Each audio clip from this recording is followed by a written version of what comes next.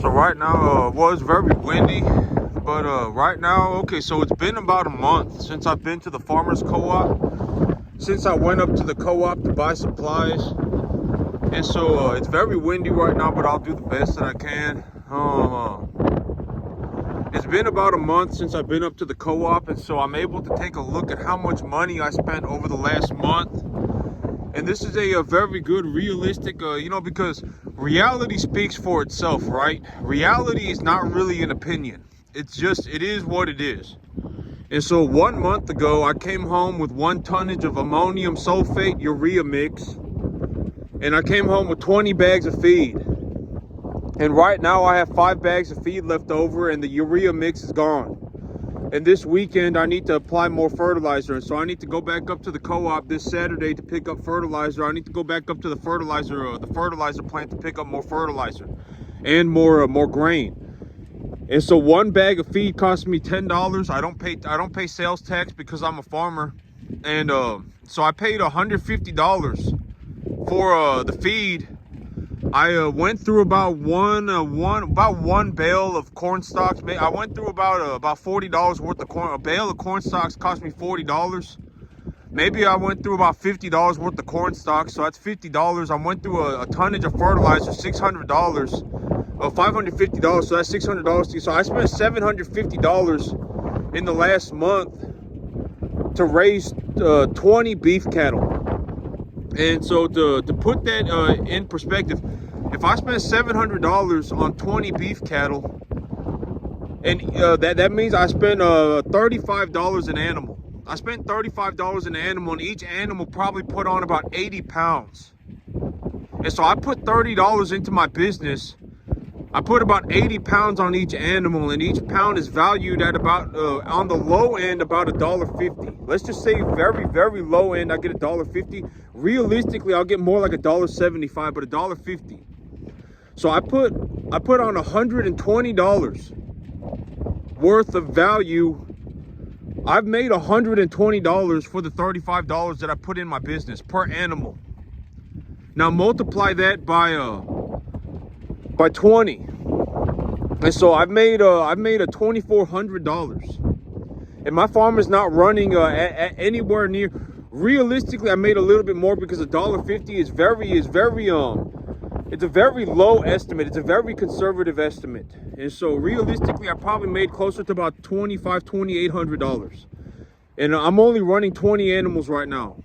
Here, as soon as the weather clears up a little bit, it's supposed to rain this weekend, and I was gonna go buy animals this weekend, but on Saturday, I'm gonna have to put fertilizer on the field, and then it's gonna rain Monday through Thursday, and so,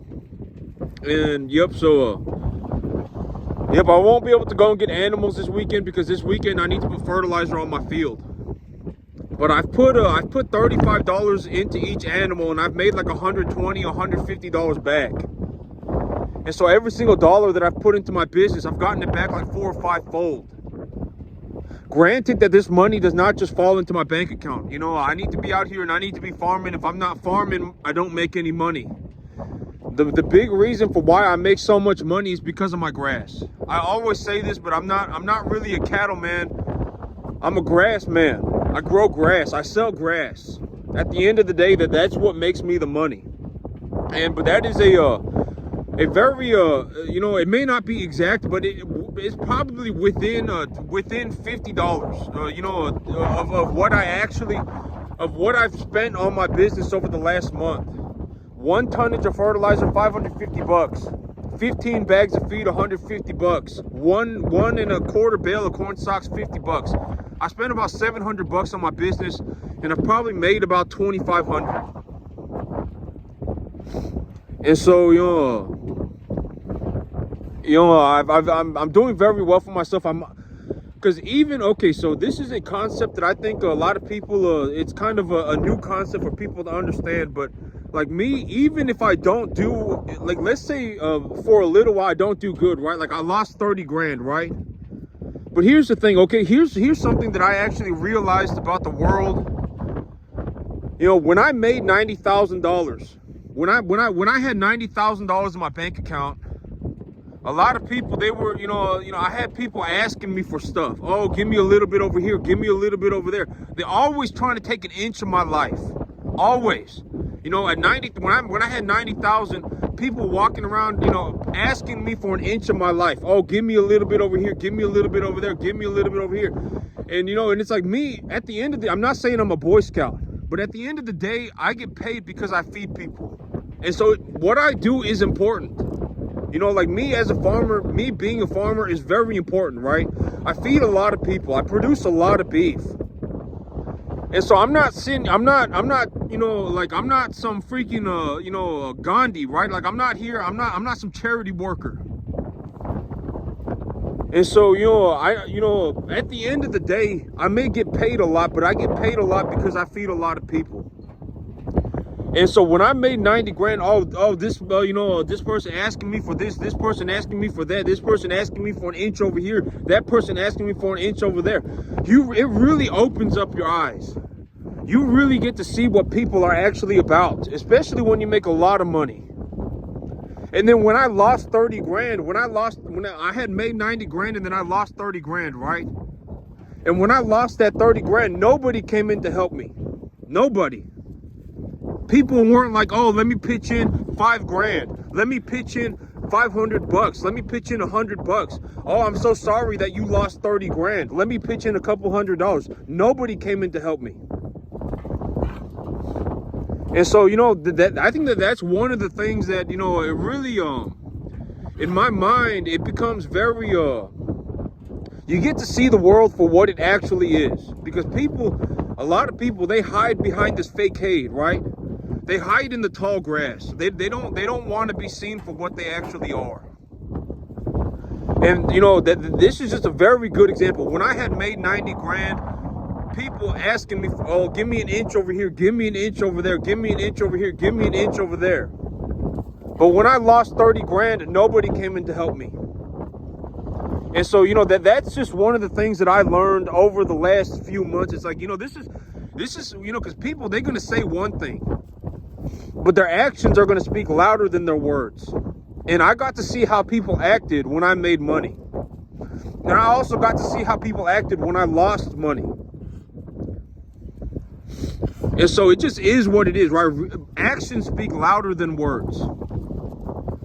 But me, even, why do I lose 30 grand and just, go on like nothing happened in my life?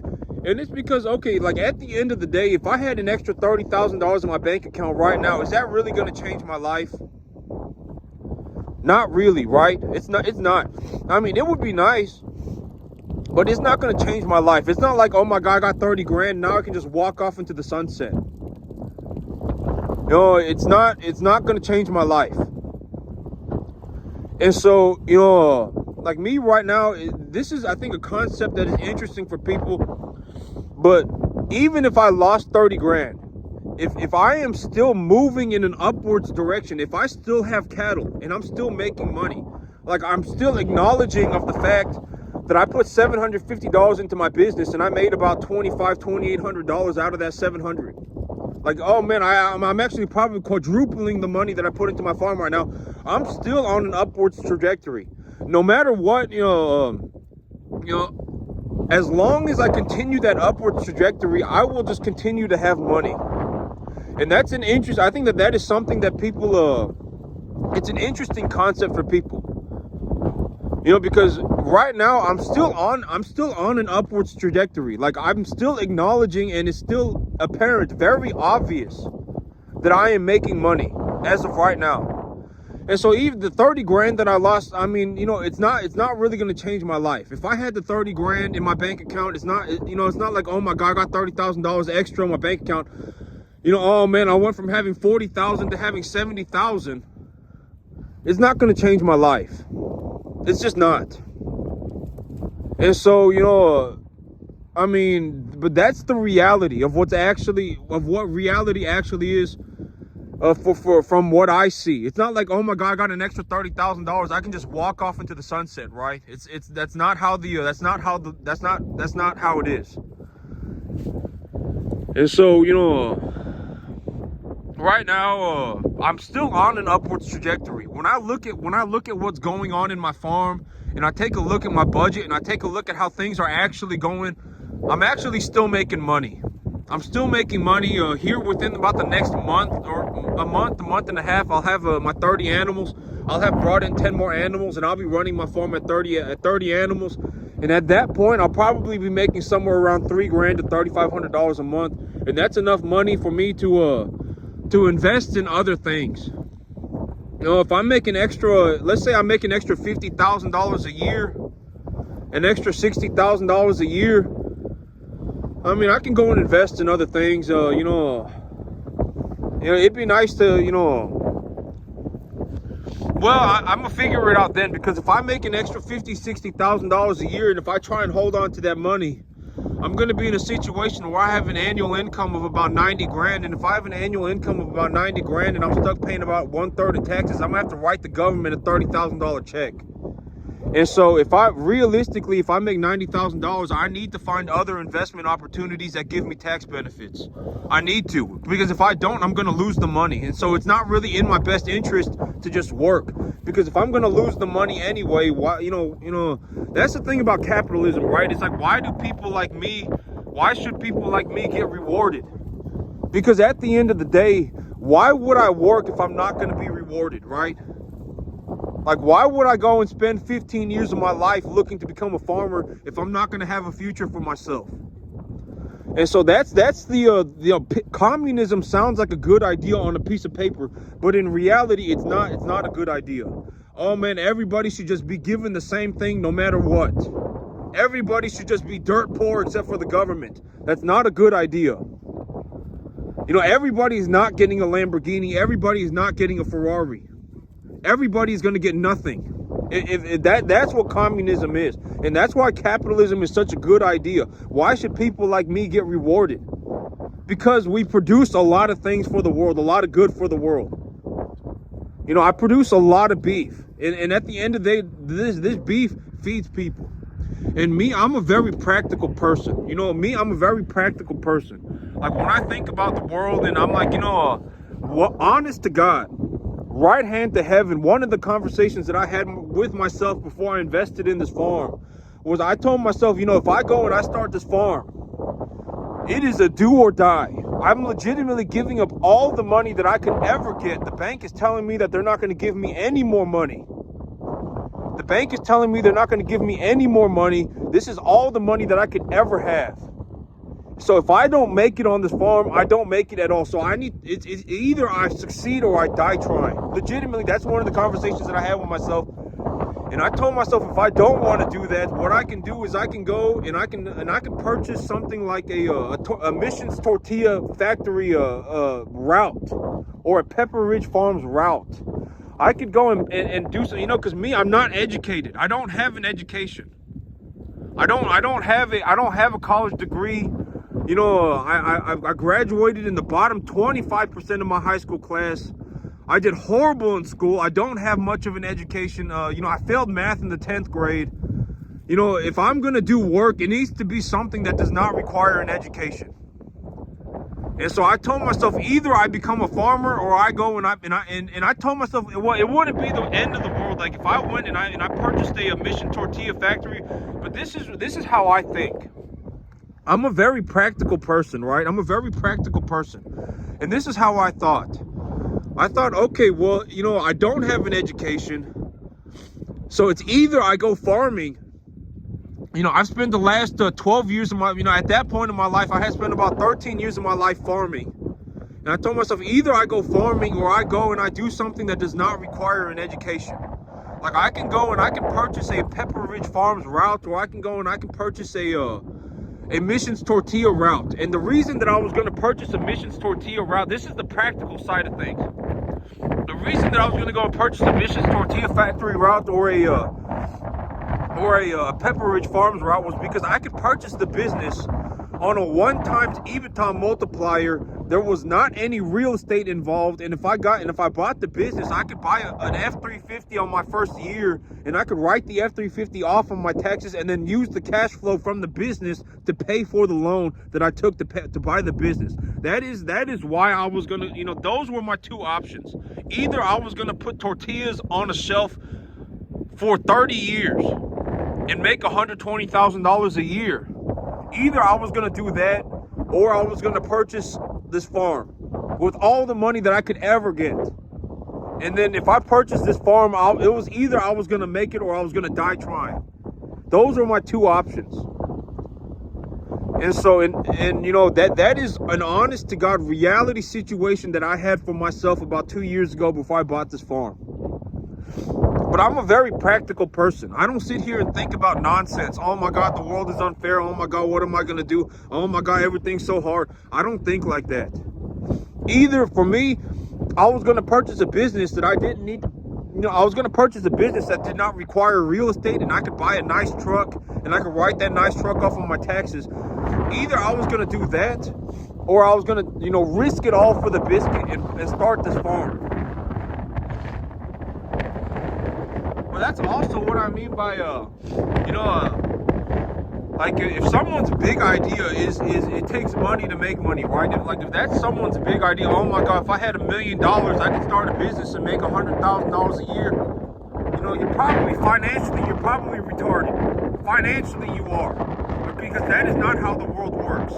If I could not start a business for $500 and make $3,000 on it, I would not start a business. I mean, why do that, right? You're putting so much at risk. You're gonna have to work every day for the rest of your life. Why risk it like that? If I had $1 million and I was looking to make $100,000 a year, I would just buy the S&P 500. Because it would be a lot less risk to buy the S&P 500. At the end of the day, it would be a lot less risk to purchase the S&P 500 than it would be for me to start my own business. At the end of the day, it would be. And the S&P 500 has a track record of producing about 10% of increasing in value by about 10% a year. And you wouldn't have to pay taxes on that 10% that you make on the S&P, because it would be unrealized equity gains. And so, that is the reality of the world. Like, if somebody genuinely thinks if they had $1 million, they can make $100,000 a year on it, I mean, you should just reconsider your whole existence, because that is just wrong. I mean, like me, if I had $1 million, I would just buy the S&P 500. I would not even think about starting a business. And this business right here cost me $700 to run, $700 a month, and I make like $3,000 on it. But that's it for me today, YouTube. Y'all have a good one.